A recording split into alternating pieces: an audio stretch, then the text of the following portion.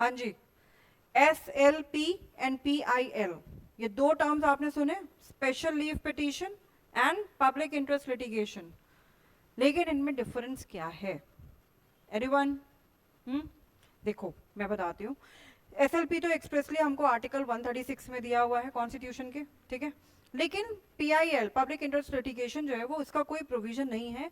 ये judicial precedence है, यानी कि जुडिशरी ने ही इसको इवॉल्व किया है। क्योंकि हमें क्या करना था, एक ऐसा मैकेनिज्म अपने देश में लेके आना था जिससे कि किसी के भी फंडामेंटल राइट जो है वो वायलेट ना हो। अब देखिए इसका मीनिंग समझो। SLP is not specifically related to the fundamental right, PIL जो है वो फंडामेंटल राइट से रिलेटेड है। एक तो ये डिफरेंस हो गया। दूसरा ये है कि SLP के लिए कंडीशन प्रेसिडेंट होती है क्या, कि किसी भी कोर्ट का या ट्रिब्यूनल का, किसी भी इस देश में किसी भी कोर्ट या ट्रिब्यूनल से आपके पास या तो ऑर्डर हो, डिक्री हो या जजमेंट हो, ठीक है, ये होना जरूरी है।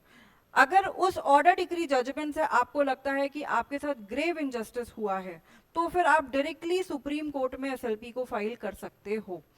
जैसे फॉर एन एग्जाम्पल कि किसी रेप के एक्यूज को क्या दे दिया गया, एंटीसिपेटरी बेल दे दिया गया है। Now he is a rape accuse person, तो देयर आर हाई चांसेस कि वो एविडेंसेस को टेम्पर कर दे, विटनेसेस को थ्रेटन करे, ठीक है, अपने सारे एविडेंसेस को इवेट करे, और उसको एंटीसिपेटरी बेल दे दिया गया है। तो वहां पर हो सकता है कि जो एग्रीव्ड है उसको लगे मेरे साथ एक ग्रेव इनजस्टिस हुआ है, तो वो डायरेक्टली SLP सुप्रीम कोर्ट के पास जा सकता है।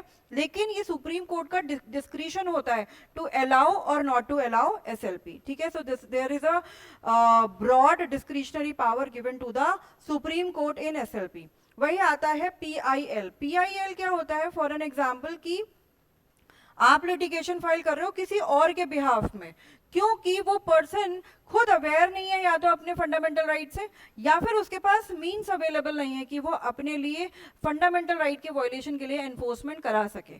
फॉर एन एग्जाम्पल छोटे बच्चे हैं, उनको कोल माइंस में काम करने के लिए क्या किया गया, हायर किया गया और उनसे काम करवाया जा रहा है। अब this is completely violation of fundamental right, क्योंकि आप चाइल्ड लेबर, हजार्डियस फैक्ट्रीज में काम नहीं करा सकते हो, फाइन।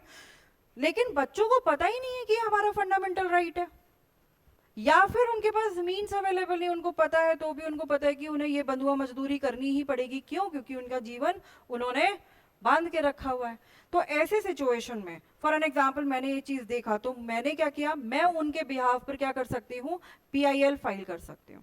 तो वल्नरेबल सोसाइटी जो अपने लिए एनफोर्समेंट नहीं करा सकती है फंडामेंटल राइट को, तो उनके बिहाफ पर कोई और पर्सन भी PIL फाइल कर सकता है। So this is one evolve concept from the Supreme court जो जुडिशरी ने दिया है।